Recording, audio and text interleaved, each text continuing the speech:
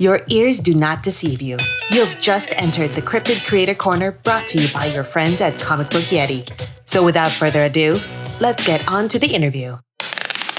Y'all, Jimmy, the Chaos Goblin, strikes again. I should have known better than to mention I was working on my DC Universe meets Ravenloft hybrid D&D campaign on social media. My bad. He goes and tags a bunch of comics creators we know, and now I have to get it in gear and whip this campaign into shape so we can start playing. Another friend chimes in, "Are you going to make maps?" It's fair to say it's been a while since I put something together, so I guess? ? It was then that I discovered Arkenforge. If you don't know who Arkenforge is, they have everything you need to make your TTRPG more fun and immersive, allowing you to build, play, and export animated maps, including in-person fog of war capability that lets your players interact with maps as the adventure unfolds while you, the DM, get the full picture. Now I'm set to easily build high-res animated maps, saving myself precious time and significantly adding nuance to our campaign. That's a win every day in my book. Check them out at arkenforge.com and use the discount code YETI5 to get $5 off. I'll drop a link in the show notes for you, and big thanks to Arkenforge for partnering with our show. I think I'm going to make Jimmy play a Goblin Warlock just to get even. Hello, everybody, and welcome to today's episode of the Cryptid Creator Corner. I'm Byron O'Neill, your host, and I'm delighted to introduce two co-writers as my guests.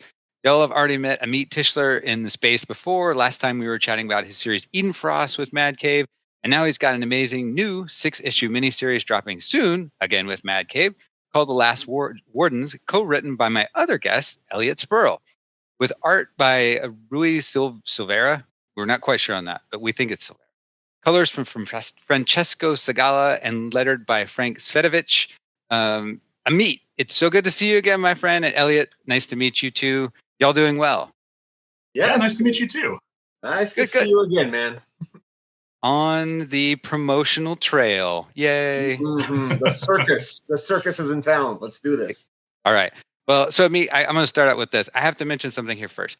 I was in a meeting the other day with Allison, who's the director of marketing for Mad Cave, and she referred to you as just meat. Okay, and so that is so funny. So considering the grindhouse nature of this book, and while putting my questions together for the interview, now I cannot get said associated out of my head. And you have the hair of a young meatloaf, all bat out of hell, algabamask. So you're meat now. Sorry. Okay. Sorry. All right. Look, this is definitely not the first time this happened. I can give you I think one of my friends, Robert Downey's like a local actor. One day he basically came up with a really good way to help people remember how to pronounce my name. And he basically said, just think about it like a meat or a vegetable. There you go. Amit. All right. I think that's the same line you gave me when we first met. Hilarious. Yeah. And and you remember. You saw the confusion in my eyes and you had to stop and be like, no, let me explain it really quick. I didn't have too much trouble with it, but Elliot, I don't know you well enough yet to tease you, but you do share my brother's middle name, so we're off to a good start. So really, all right. So the question is, 1 T or 2 T's? His middle name is just one. One. All right, that's rare. It's like a rare shiny Pokemon. That's great. Yeah, we could get on Pokemon all day long. So my mom was an 8th grade career middle school English teacher, so named after T.S. Eliot, although I don't remember it. Was that 2 T's or 1? I can't recall. I don't recall either. Actually. I'm curious if Mom spelled it right. I'll have to go back and give her hell about that. Anyway. We'll say 3 T's. It'll be fine. All right. Well, to the Last Wardens. So I'm digging around the internet, and I find a page from Night Legion, right? I can't remember where. It's not on either of your websites, but the characters look strikingly similar to the Last Wardens. The guy kind of who looks like a displacer beast, sort of. He's got the displacer beast arm. Pretty unmistakable. But I'm guessing this was kind of an earlier iteration. So am I on the right track here? Absolutely. Wardens went through multiple iterations. Night Legion was the second one. Okay. Like the original iteration that we created. I think we started developing this. When was that? Like 2018? I want to say. So, yeah, just about 2018. And at first it was called Warlocked. Then we changed a few things about like how the story is structured, how the team operates. Essentially, we kind of refreshed and revitalized it, and it turned into Night Legion. And the last iteration was the Last Wardens, and that's the one that found a home. And Last Wardens, in many ways, is, I mean, it is definitely the ultimate iteration of this thing.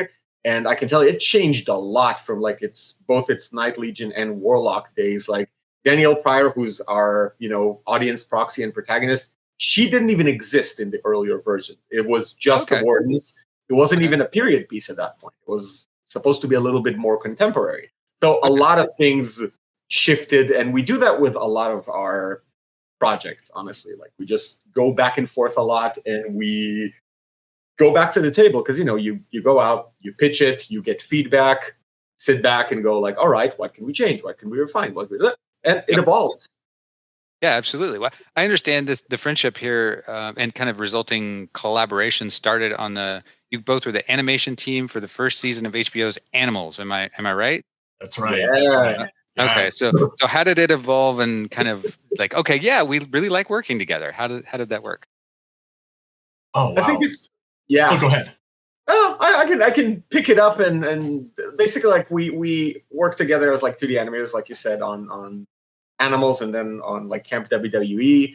And we just started shooting the shit, found that we have a lot of shared interests and goals, and we just decided to unite and start producing our original content. And honestly, it kind of, we went to all mediums that we were fans of. So we started like thinking of how to develop stuff for games, for TV, for comics, I don't know, finger puppets, whatever. Sure. And I think one of the things that we found out is that we both have something very different to bring to the table. Isn't that right, Elliot? It's true. So the thing with working with Amit is, I mean, he's lived this really insane, intense life. He brings some of the darker elements to the story, for sure. Kind of gets nitty and gritty. But me, I come from the Midwest. So I come kind of skimming out of there with, wearing a lot of plaid, some Mackinac Island fudge in each hand, some pierogies, the whole deal. Gotcha. But so I kind of bring some of the lighter elements of the story. But it's a weird combo, but it works. I mean, collaborations are always great. It like really helps to have somebody to bounce stuff off of. So yeah, I think so. Yeah. Also, Elliot's a better visual artist than I am, so yes, it's well, and Amit here is kind of, as you saw with Eden Frost, kind of a really big history buff. So this being a period piece, I mean, obviously it was really useful to lean off him on that. But it's so funny you mentioned the Displacer Beast in particular, because when it comes to the art front and the art guide, like I was responsible for that and creating the initial character designs. So Displacer Beast was absolutely like one of not Displacer Beast, one of the other D&D monsters was actually an influence on some of the character designs. A lot of stuff actually was from, the Zoanoids from Bio Booster Armored Guyver. I don't know if you remember this movie, Deep Rising, from the early 2000s. Yeah, love that movie. Very ironically, but it's great. That was a huge influence. Okay. I know. Listen, not the plot, the visual. Okay. Yeah. Sure, I gotcha. Very, very clear separation on that one. But that plus obviously 1970s, you're going to see a little bit of Scooby-Doo in there, and weirdly enough, some Jaws too. So it's pretty wild. Yeah, I mean, I kind of want to dive into big picture cultural motivations first, kind of before we dig into the characters. This is set in small, Bleakwood in the 1970s. It's, kind of a defining era in horror fiction, both written, but especially in cinema. One of the big drivers was the erosion of the family unit. So there were lots of explorations into settings in our comfort spaces, right? Like in our neighborhoods. The original Halloween, comes to mind. We were a country grappling with this tarnished sense of American identity, not only with respect to our nuclear family, but also with the Vietnam War. Both are kind of central themes in The Last Wardens. So why drop your story in the 1970s? And, where were you wanting to play with those concepts? Oh, I love the fact that you asked that question.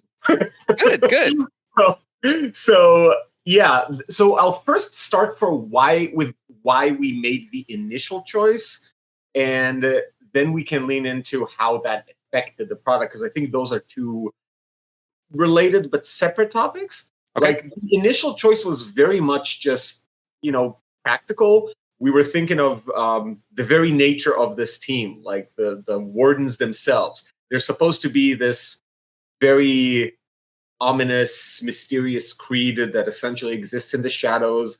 They leave no trace behind, but the things that they tackle can be very, very dramatic. So immediately we went, well, okay, you could set it up in modern day, but you're gonna have to focus a lot on the cover-up aspect of it, and it becomes a really significant element of the story because you're constantly like, well, I mean, one kid with a camera will just snap an Instagram story and bam, like everything is out. So because we didn't want the story to have to lean or focus too much on that, we were just like, all right, let's pick a time period that still gives us all of the modern elements that we want, but without all of these essentially things that we don't really want to deal with yet. Yeah. But, it also opens the question of like, hey, if this organization continues existing 30 years, 40 years from now, how are they going to adapt? So it leaves a lot of room for the imagination and for that level of growth. So that was the practical part of it. Then you get the fun, okay, now we're set in the 1970s. Aside from the, visual aspects of it that we want to incorporate into the story, you're getting all the historical opportunity, right? And that's where things are really, really fun. So that's tied into it, again, without too many spoilers in regards to what's happening in the story. We started looking a bit at like different important events that were happening in the world during that time, how that affected people of different classes, people of different professions, of different backgrounds. And we just incorporated that into a kind of a core element of our story. There's still a lot of mystery in regards to like where the characters came from and their origins, and we're sprinkling a lot of hints about that within the story. But I can tell you that that time period is everything as far as how we're setting our characters in the world. So yeah, our main, let's say, threat or villain is a Vietnam vet, right? That went MIA. His father served in Korea, so he clearly has very clear opinions. Even the fact that the kid, and that happens in issue 1, the kid went to war comes from, my father disapproves of me, and maybe if I do this, he will finally show me some respect or love. So there is a lot that goes into it. And I think we leveraged a lot of it pretty well. And, there's stuff that we also want to do in the future. If we get to continue doing it, that's tied to some of our other characters. You'll notice that characters like Sira, she comes from Iran, right? And during the specific year that we're in, this was pre-Islamic Revolution. But at some point, series goes long enough, and you'll all of a sudden hit things that certainly affect like her family back home. And so there's a lot that we get to kind of just lean on because we set it up in that time period. And of course, visually, that I'll leave to Elliot. Oh, just the 1970s aesthetic?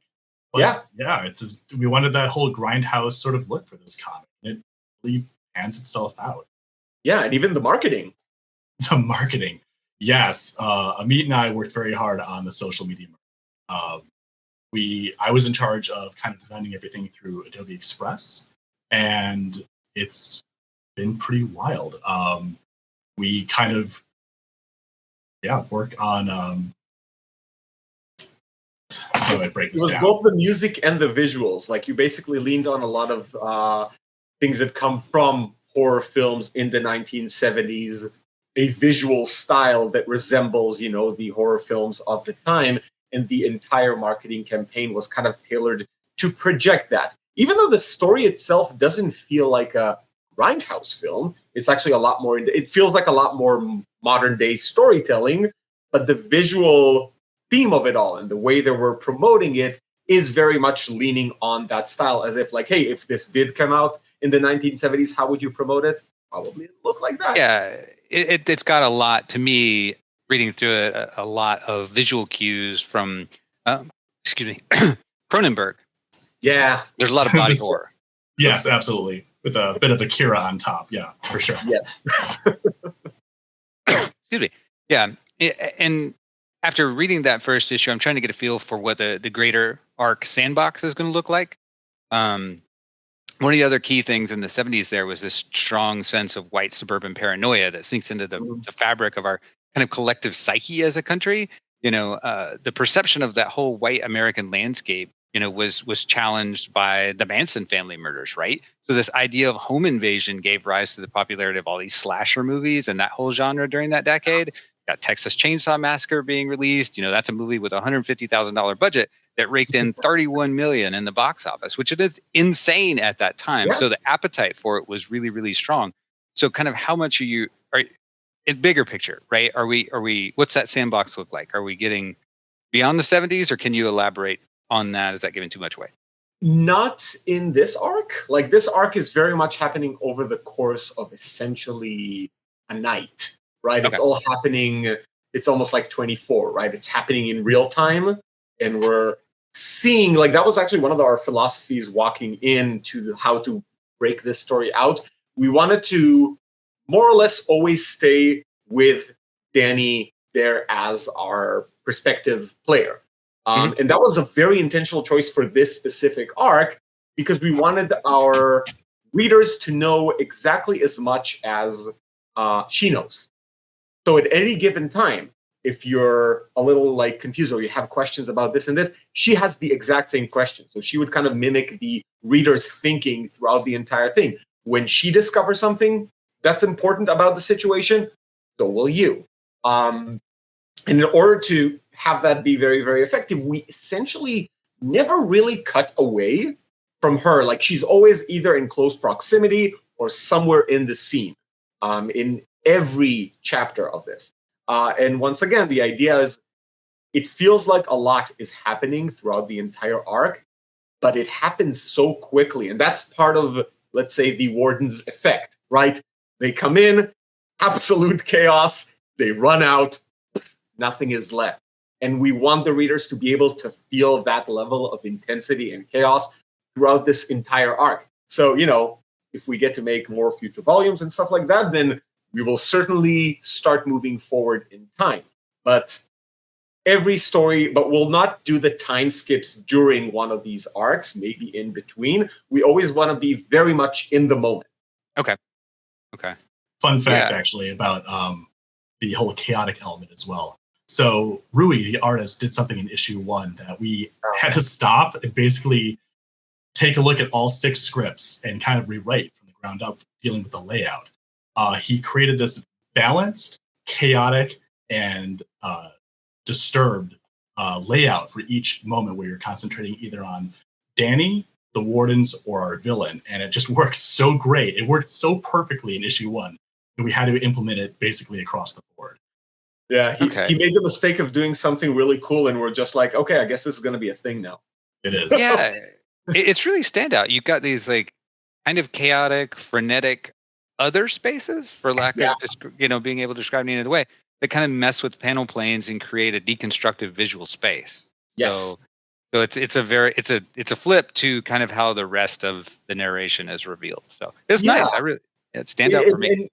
It's weird because it was a fusion, right? Like, in the script, we actually had, like, Elliot, I think you put that in, like, when the drifter, when this entity essentially like bursts out without revealing too much, right. It'll essentially invade your page space, right? It'll turn into these like veins that just like scatter all over the place. So that was the one thing that was actually scripted. So he knew that was coming. What Rui did very intuitively is that in the first few pages, whenever he kind of showed the Wardens themselves, he kind of broke the layout structure and made it look a little bit more loose and chaotic. And once again, intuitively, whenever Danielle was on screen or her scenes, it seemed very stable, right? And this actually ties into her story arc. That's why we ended up just adopting it and making a whole system out of it and kind of forced him to go like, okay, we're just going to write this in the script now and we're going to define these things. Because you'll notice as the story goes along, every time the layout type that we chose is based on who's driving the scene, who's the most dominant entity, whether it's the Wardens, your, let's say, threat, or whether it's Danielle. And you'll notice that every time Danielle dominates the scene, which by the end becomes very, very clear, things stabilize. And that's part of the whole idea of her arc kind of becoming a team leader, because there's going to be a lot of friction, and it's going to take time until they start working together. But essentially, she stabilizes things. She is the stabilizing elements, and they are chaotic as hell, and their leadership is kind of broken. Okay. Well, let's jump into her as kind of the protagonist character. You know, she's dropped into a meat grinder, and to give people a little more background here, she's stuck in the dead end situation in Bleakwood, taking care of her deadbeat alcoholic father, and grieving for her long lost brother Bruce, who has gone missing in Vietnam.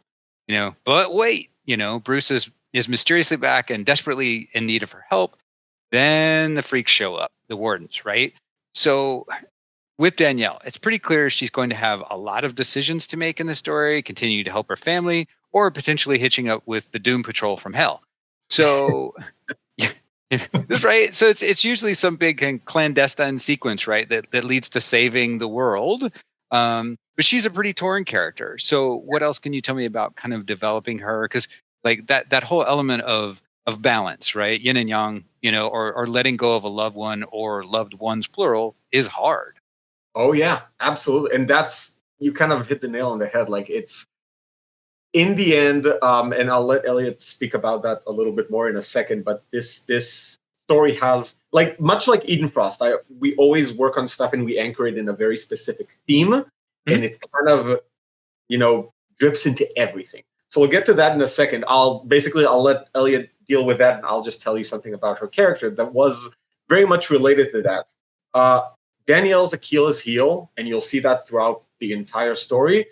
She doesn't know when to let go, and it starts appearing already in the first chapter, right? She is very independent. She's very, very stubborn, but she doesn't know when to let go of the past. She doesn't know when to move on. And that stubbornness is both a very endearing quality, right? Because it does make her very brave and heroic. She's like, she sees a threat, she doesn't run away, right? But it also makes her make some bad decisions or be blindsided, because sometimes you just have to accept failure and be able to move on, which leads to our theme, which, Elliot, go right ahead. Sure. Like what Amit's describing is basically, you know, it's all very dramatic, and it is. There's definitely like an emotional drama. But I think with the Wardens jumping in also, it kind of takes the levity, you know, helps the levity and creates kind of like cynical comedy, sort of like, you know, The Boys. Sure. Sure. But at the end of the day, going back to the theme, yeah, it's about failure. If anything else, it's about how to chew it up, spit it out, and ask for seconds. Okay. Yeah, I mean, she seems like frankly, an odd choice amongst this group of misfit oddballs. And so you have the Night Legion there as the initial iteration. She wasn't a part of that. So was this your first kind of comics take on that team dynamic? You know, when you started sort of down this road, like, no. I'm just curious what facilitated this shift. Yeah. I'm trying to remember why exactly we did that. I think one of the things that we did realize because they went again through so many iterations with little changes, like even characters like some of the Wardens themselves changed, like the nature of Sira and Lila. There was no Lila. It was supposed to be a fourth character that was more of this ancient god. We made a lot of decisions. Some of them came out of literally, hey, we changed the time period, so now this would make for a more interesting character, and things evolve from there. So that's very fluid. Danielle was actually a response to us kind of needing a human proxy so that we don't get too bogged down by the minutia of their ancient order and their origins. All of these things are interesting, but it's a lot more interesting when you discover it essentially as an audience proxy, as someone who's normal, as someone who's like us. As a team, their personalities, like especially like you're seeing probably already, like Worm and her are going to have a lot of both headbutting, but they're probably going to have the most interesting relationship in terms of the kind of respect that they end up having for each other. But the character personalities kind of stayed very close to what they used to be for all of them. But they did need an anchor. They needed someone who could, also given like just the vehicle of the Wardens themselves and how they operate, having a, let's say, human perspective or a human leader is very, very helpful when you're essentially, and again, without spoiling too much, you're traveling all the time and you're in the dark all the time. And that's something that also comes out of this entire story, as she reveals what's their stories, she realizes you guys are kind of like me. You're here without really wanting to be here. You all have a goal, and the only thing that glues you together is your leader who's holding something over you. And that's a really big underlying, let's say, mystery that's happening throughout this story, where you realize that Riddle, who is the de facto real leader of the team, doesn't really have a good relationship with them, which is a part of the chaos. And to allow them, because they are powerful creatures, but they are not able to achieve anything together. It is absolutely awful. When she steps in, she manages to be a good buffer in terms of communicating with both Riddle and the team. So she becomes, in a sense, like the project manager that stands between the chaotic CEO and the actual employees. So a lot of that just came from, we needed a more interesting vehicle of how to tell the story without getting bogged down by all the lore.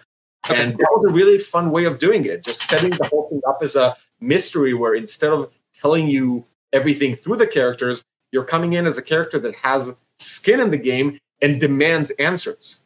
And then realizing that everybody is actually looking for answers. Even the wardens themselves really makes this into an interesting journey that kind of builds their team together. They end up having a singular goal. So is Danielle then designed as a missing piece or a piece to be assimilated? Because she's giving me like those reluctant hero vibes. Elliot, you can answer. Sure, missing piece, absolutely. Okay, okay. Yeah, she ties the team together. Like Amit said earlier, Riddle is a very fun character because, yes, she's the de facto leader, but very chaotic at the job, and you find that out more and more as you go along. And visuals on her is super fun. But when Danny comes in, she ties the team together. She and you see this in the layout again. You see it evolve from going from this chaotic mess to something that actually turns into a plan that is able to come together and maybe save the day. All right, let's take a quick break. Hey comics fam, indie comic book publisher Band of Bars just got a level up and announced it is now a cooperative. This heralds a new era for them, including a partnership with Dauntless Stories. And they added several new members to the ownership group. Marcus Jimenez is now Chief Operating Officer, Brent Fisher takes on the role of Chief Diversity Officer, and Joey Galvez is introduced as Head of Kickstarter Ops and Social Media Manager, which is sure to increase their capabilities overall as a publisher. And it further promotes their mission statement of advancing representation, inclusion, and diversity in the medium. They also established a new board of directors to help chart the new path of their journey. With new projects in the works like A Last Goodbye dropping in June, Unbroken soon launching on Kickstarter, and Pawn coming up with Dauntless, stay tuned to this space for more exciting news from the growing Bards family. Let's get back to the show. To get to the kind of the wardens themselves, right? The name implies defender or guardian, right? And this dark or outsider protectors aren't something new to comics, kind of there's all these inherent tropes now with them as characters. So I'm kind of curious how you kind of envision them specifically to read, because you could go, again, multiple different ways, right?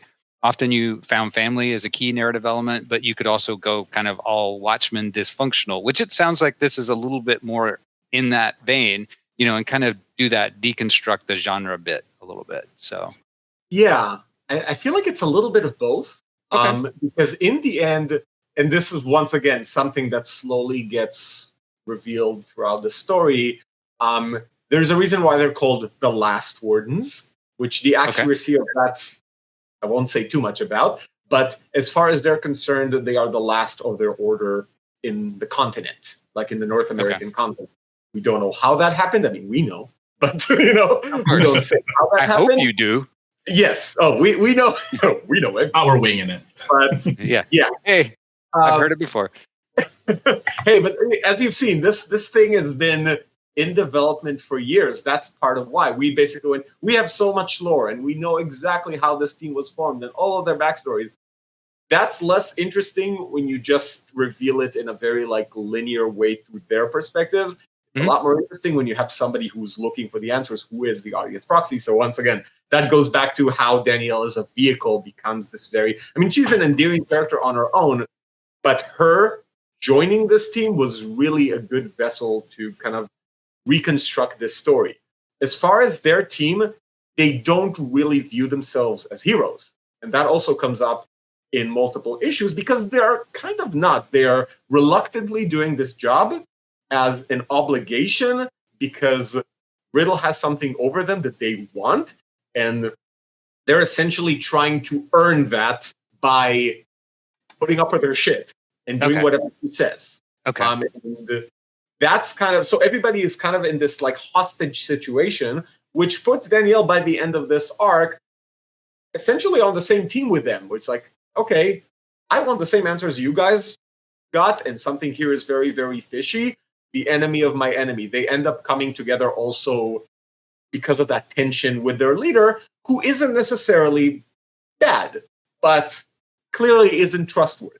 So I feel like it's a little bit of, like The Boys and a little bit of Doom Patrol. Like it's not, it subverts certain things and follows other tropes, but they're certainly not a team of heroes. They are a found family because they are all very much alone. But it's a friendship that everybody is going to have to kind of ease into because they are very defensive and unfriendly at first. Okay. Yeah, I was trying to figure out ultimately if the look, if they're going to take on that gamut of human emotions, right? Like is the outsider element in countenance or character or both? And it sounds like we're definitely going to have a human gamut of emotion and motivation. So absolutely. And that's something Rui is really good at, by the way. It's funny, every time he draws Worm, it gets better and better based purely on those like really angry human expressions, which it's a hard character to get right, but man, he knocked it out of the park. Yeah. So with the group, right? What can you tell me kind of about their powers? Team, you're putting the team together, we got a basic tease from Amit's Mind Splatter newsletter, which I encourage everybody to subscribe to, by the way. It's really Thank good. you. You're welcome. Yeah, let's go through the powers. So the powers. Let's start with Worm. Worm he was originally designed to be essentially a human leech. And this kind of goes back to the whole deep rising influence, by the way, with the tentacles on his back. And he's able to quickly regenerate as long as he's eating. But if he runs out of steam, well, that superpower kind of goes by the side. Then you have Sierra and Lila. Sierra is a really talented gymnast, but it really comes together with Lila, who's kind of her shadow duplicate.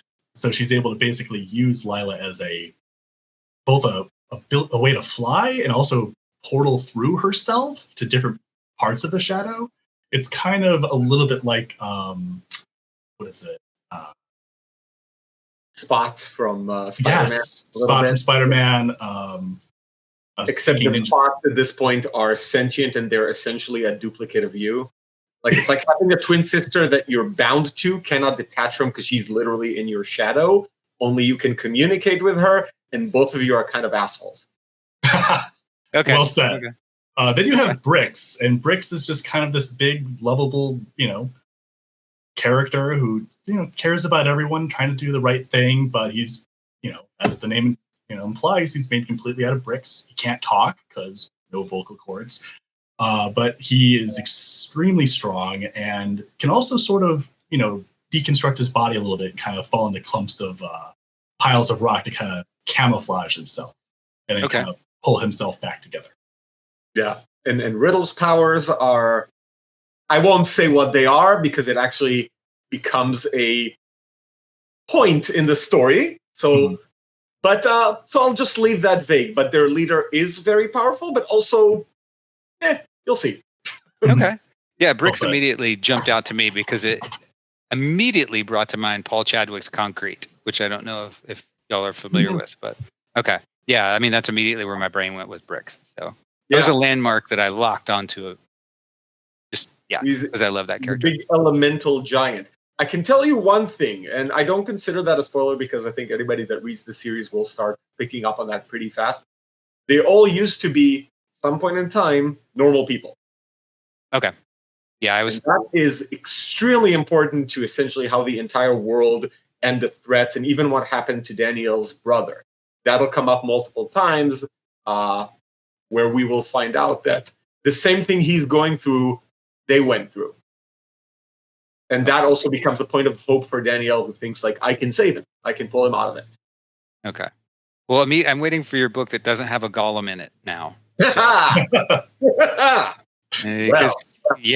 Eden Frost did too, so I'm sure it's coming.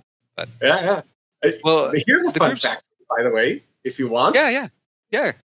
Bricks came first. Okay. Bricks came first. Like Eden Frost is newer, and we made something different out of him. But Eden Frost, I've actually developed it long after we started with the original like Warlocked Night Legion. So there you go. Okay. I thought you were going to tell me like you go to pottery classes to like unwind or something. Living in the basement, obviously. Obviously. All right. So the whole, Avengers Assemble moment is quite reserved, if you will, right? This ain't no Hall of Justice. Let's put it right there. It's humble. And we will leave it there, except for the music, which feels very Pied Piper-like and kind of out of place, at least with what we currently know. So I've been working on a musically oriented comics project myself, so I've been paying real attention to how music is portrayed in books, and maybe it's less important than my brain wants to interpret it as being. But can you elaborate on that? Kind of, Elliot, you were talking about that earlier, about how music is important to it. So what can you say? What can I say? Well, without spoiling too much, it is tied to the character Riddle. Whenever the musical notes appear, you'll notice that this character is either talking, appears in some capacity as well along with them. It's something that we had to really focus on in the book, and really, the book itself is so it gets pretty action packed in certain sequences. So making sure that the musical notes fit and that they remain consistent all throughout were definitely an important thing to concentrate on. Yeah. But Frank, that's all Frank. We threw him, that poor man, in the deep end with the lettering. Everything is so illustrative when it comes to the speech bubbles. I know it's kind of the underdog when it comes to comics typically, but man, Frank knocked it out of the park. It's a hard job. We had him there's a shadow language for Lila. There's different colored, speech bubbles and like you said, the music, it's something that's really important. We hope. Yeah. I hope people dive in deeper with that aspect. Yes. It's all we can say. The notes aren't random. Oh, sure. It's a hint it's a very subtle hint regarding Riddle's origins. That's all I can say. Okay. All right. Well, how as a writing duo do you kind of hash out and work together? Clearly it's very natural, right? There's no tension or anything. It feels pretty free flowing between you two. I had my own collaborative scripting experience fairly recently, and for my part, it was a really easy undertaking. I don't know that Jimmy would say the same. I hope he does. But getting through to completion on deadline as a holistic thing, that's not as simple, and I'm sure you know that as well. But writing with someone else or the right someone else, for me, was a breeze. So, what about you guys? I can start, and sure. I'll toss some of this over. But I think like one of the first things that we did, we just developed a very structured process, and everything that we do. I mean, we're production, right? So yeah. We started by developing. I'll just kind of break down the system. It's not as sexy as talking about the story stuff, but I do feel like it's important or helpful because it definitely helped us be very efficient. So when we start, we always kind of just identify the components that we needed to get it to, let's say, point of sale, right? To be able to pitch it. And that means, okay, we need a deck, we need plotting, we need our verbal presentation if we're going to present it in person, and we need some initial designs, whether it's something that Elliot designs or it's something that we outsource. Either way, the most important thing was that once you identify these components, you kind of have your domain expertise respected. And I'll explain what I mean. Like, essentially, like in a team of even two, and when I ran a startup, like we did the same thing on our founding team. Like essentially, like you have for each person a certain domain in which they have final say. So in our case, it means when you get to that domain, one person leads and one person follows, and we kind of delegate tasks all around. So the domains themselves, in this particular case, because it's a comic, it's story and it's visual and it's operations. So, and by the way, this doesn't just mean the comic itself. It means like the social media, marketing, PR, pitch, production logistics. It's everything. So I'll just hand it off to Elliot. He can kind of start breaking down the process steps because I do think it's interesting. It is. I mean, we start off with there's discussion, production, review, sales, and iteration. That's basic, and that's kind of like the breakdown. But going through it, we start off with talking to each other pretty often. Obviously, we brainstorm, construct the core ideas, themes, characters, the entire story arc, just like loose design choices, and we just kind of hash it out. And then from there, we kind of take it on to production, which is writing the actual deck, designing it, creating art, which I jump into usually, designing the guides. We go over the verbal pitch presentation and the routine, and after we actually produce those things, we review them. We kind of go in, do quality assurance basically, edit, refine, polish certain things, and make sure it's at a sales ready point. And then from there, obviously when it comes to sales, that gets trickier. And luckily, Amit's really talented at that. So they can feel dirty. But it's a part of it. It's necessary. It's important. It is. Look, I mean, the sales part is like you essentially have to start by doing. You make a list of viable sales targets, like publishers who essentially offer the kinds of deals that we want and that also have interest in the kind of product that we're making, right? Like you have to have the right publisher, right title. And then iteration, which interestingly enough, that's where our discussion today started. It's the idea of we pitch it, we gather feedback, and if needed, we kind of reassess, we revise, and we try again until we hopefully reach that sweet spot. Sometimes it takes months, and sometimes, like with Wardens, it takes years. And that's kind of where, you have to have, I feel, as an artist, which we're originally production artists, you have to have some humility, right? You get feedback, and it doesn't necessarily mean that your thing isn't as good, but you can't be too precious about these things if you do want your core concept or your product to get made. You have to be willing to constantly rethink, readjust. Like in the end, comics, much like animation, much like film, these are collaborative projects. Like it's very rare that just one person does everything, including, and I'm including in this marketing, production, distribution. Like it's a team effort, right? Mm-hmm. Knowing that, you do have to accommodate for, just adult things. The market is the market, what the market is. The buyers are what the buyers are. You have to be able to adjust to it while still maintaining the authenticity of what you're trying to do. And that's just a big part of the process that certainly Last Wardens is a good example of. I mean, otherwise you kind of just get into a spiral where you're working on the same thing without any input whatsoever, just kind of creating a never-ending spiral of, your own ideas over and over and over again without any input, which is the worst thing.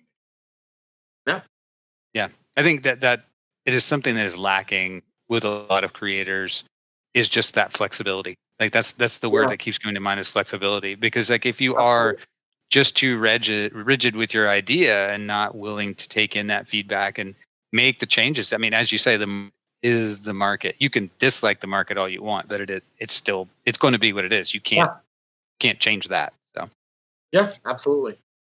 Well, I hope you guys will indulge me here for a little bit. This is a bit abstract, but I was reading Black Dog: The Dreams of Paul Nash the other night.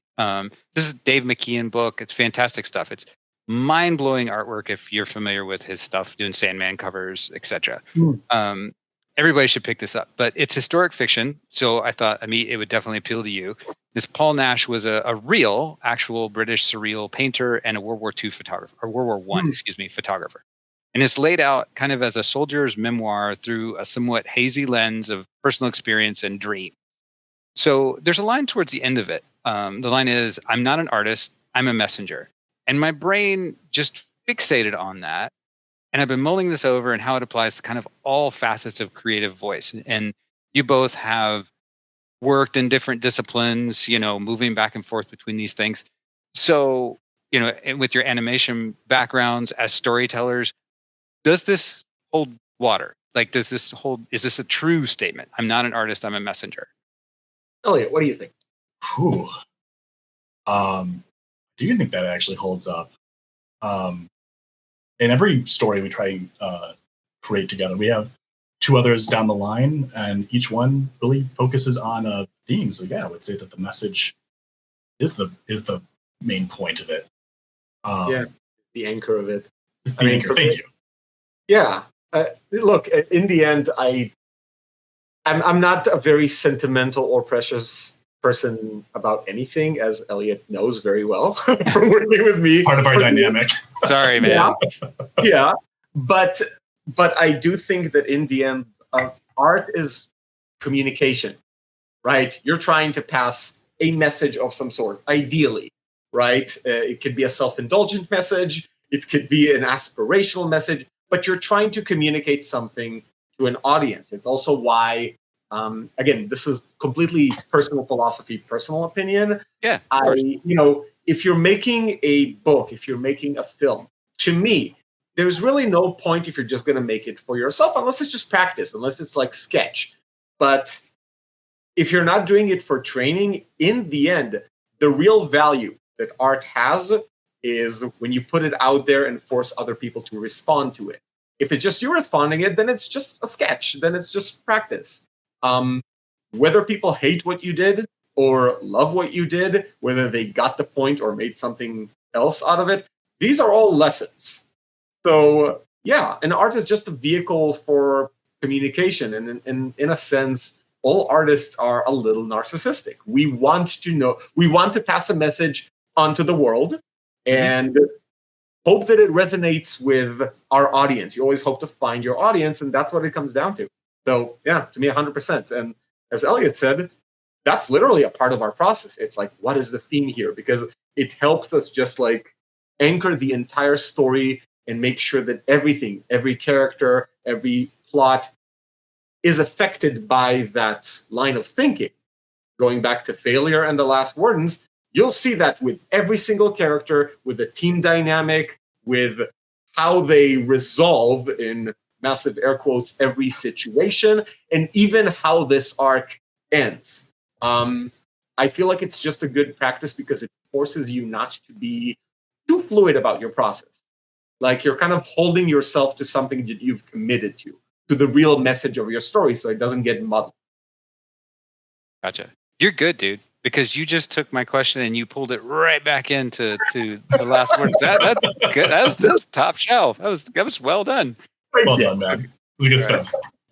Well, I know you both have two in-production projects for Humanoids, who I'm a big fan of as a publisher, and they should send me some promotional stuff to review. Hint, hint. That's Stomping Ground and Postmortal. So, yes. I mean, I know we talked a little bit about them last time, just a little bit. So, Elliot, let's get the lowdown about it. Sure. So let's start with Stomping Grounds. It was originally called No Man's Land, and we originally pitched it as I remember this phone call with Amit. It's great. I was like, we were coming up with ideas. He originally had something that was kind of a bit more Mad Maxy, I believe. And I was like, well, if we're going to do something in the post-apocalypse, why not do something that's a little bit more out there? So I pitched him Bob's Burgers meets Pacific Rim. And that just stuck. It was funny. We both laughed about it. That's wild. Okay. You see, your reaction is why that log line that Elliot threw at me, I was just like, I don't care about the rest of it. Like, yeah, that's pretty wild. Okay. Yep. So we just started running with it, and it's about kind of the everyday man, Norman Shin, who is trying to survive the post-apocalypse. It's when humanity, the world has been terraformed by what we call Fermi Fall, which is where a bunch of alien spacecrafts have kind of just all landed on the outside, on the planet and sort of terraformed it for itself. And the last enclave of humanity is in this city called Century City. And it's just about the, daily lives of the people living in it, specifically the Shin family. Okay. Yeah. Then there's Postmortal. I think we developed that next, I believe, right? Yeah. But that had a lot more. Yeah. Talk about iterations. Like that one, when me and Elliot started working together and Stomping Grounds started kind of in the same way, I looked at basically some of the older projects that I had and went like, how do I refresh these? Like, I'm going to bring somebody who's going to balance this in. And that was, once again, great result of that. So Postmortal, I think I wrote the original script for it way in 2014, right? Where it was way too early for its time in terms of what we tried to do. And when I brought Elliot in, it was years later when we were already working together on multiple things. And I said, like, there is a good nugget here. We need to make something out of it, but we need to modernize it. It was very much a product of its time. All I can say is it's essentially, and it's an easy concept to understand, but it's the idea of a soul reaper that essentially decides to leave his job in the underworld to become a life coach for the living, to show us how to live life to its fullest. Okay. So it's literally Death Becomes a Life Coach is the small little, log line. Kind of, and not only anywhere, it's a life coach in LA specifically. Yes. Oh my God. Okay. Which is great. That one's contemporary. It right? is. Like, Browns is future. Postmortal is literally happening today, and it's very much a love letter to LA, like in so many ways. Does LA need a love letter, really? There's definitely parts of it that do, I think. Yeah. Okay. Yeah. It has some redeeming qualities. Hey, we make fun of it as well. Don't worry. Okay. Right? Good. A love letter means everything. It's like love and tough love. It's all in there. But yeah, and he teams. One of the big changes was, once again, you add a different character to the mix that wasn't there first. And that was one of the first things that I think, like, when we started working on this together, Elliot was like, hey, we need a character to counter him. That ended up evolving into Vicky Singh, who is essentially a life insurance agent who decides to quit her job to commit to the same thing. And you can see how those two stories will overlap. Sure. Both of the humanoid titles are very different from our current titles with Mad Cave. They are, first of all, it's OGNs, so it's not going to be like issue-based. But they're very, I think the best way to say it, like, more wholesome in many ways, not as dark. Different pacing, different tone. It's going to be interesting to see how people respond to them in comparison from, what they're used to seeing from us up to that point. That's true. Okay. Well, what else you got cooking for 2024 and beyond? I know Amit's working on Bloodbound Cross. Is that it's a late 1700s piece of historical fiction? Mm-hmm. From what I was reading, I'm thinking your love of Full Metal Alchemist is sort of going to make an appearance again. Always. Always. Okay. And I love the disability angle, so I'm intrigued. Yeah, I can already tell you, like, for me and Elliot, because we basically sold a lot of our concepts years ago and have been in production for them then, we kind of went on a journey of like, hey, our slate is kind of clean now. We got to start new projects. A lot of this year has been dedicated to that. Some of them are me solo, and some of them are more collaborations between us. So Bloodbound Cross is one of my solo works, and I hired Bruno to also help with the art for that one, because I saw his work on Cross. He's remarkable. Yeah. And yeah, that one is, once again, historical fiction, but that leans a lot more on the fantasy than history. It's something that, once again, only starting to pitch around right now. Same with Helix Speak, which is another thing I've been developing that's a lot more sci-fi. Interesting thing is about Helix Speak, the artist that I ended up hiring to do a lot of the development art for the deck, Virginia Salucci. Remarkable artist. Yes. And what she did on it was so good that in the next project, which is something that me and Elliot are right now essentially wrapping up, we're working on a YA OGN that we're literally looking to start pitching in the next few weeks. We rehired her to basically take a lot of the old art that we had in, again, one of the earlier iterations that Elliot did, and essentially like revitalize it, because her style very much lends itself to that demographic. She did a remarkable job. You'll probably see it in the next newsletter, like a little bit of hint of it. It's called Solar Sisters. Again, sci-fi, very futuristic, a lot more aspirational. has a lot of the things that, are in pretty much every bit of work that we ever do, like all the nerd culture, but it is different. It talks a lot more about social media communication, self-acceptance, like those are the themes that we're putting into this one. And we've already started discussing, okay, after Solar Sisters, which one is the next one? And we have a few ideas. So this year is going to be dedicated to developing, kind of using a lot of the momentum, because all of our titles are coming out from Eden Frost all the way to like 2025 when the Humanoids books are slated. And we have to start, using this momentum to get more things out there. So we're doing that right now in the same way that we've done it before. And it's going to be interesting. Okay. Well, Elliot, what about you? Are you making comics beyond what the control freak here will let you?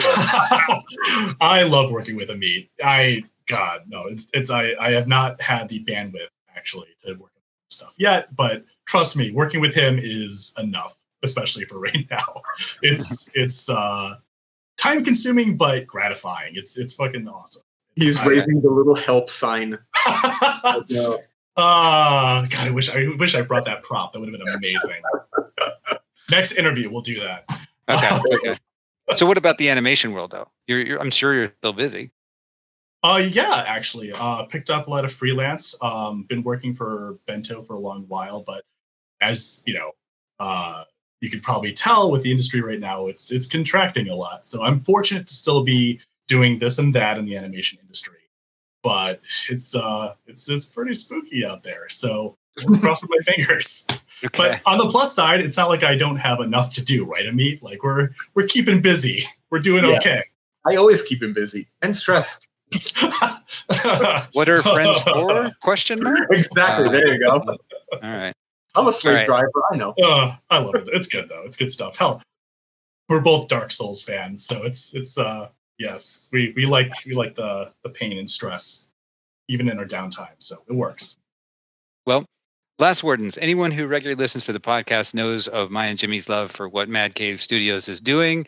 This is no exception. What starts out, more to me is like this. Well, it's a little dark, but nonetheless, a slice of life family drama. Quickly ratchets up into the bloody, grindhouse bedlam. Starring Doom Patrol from hell. So, in the recipe, there's quite a bit of sad. So there's like maybe a tablespoon of that. There's a little bit of outrageous. Okay, maybe there's also a tablespoon of that. Actually, now that I think about it, and maybe 2 tablespoons of bloody in there, right?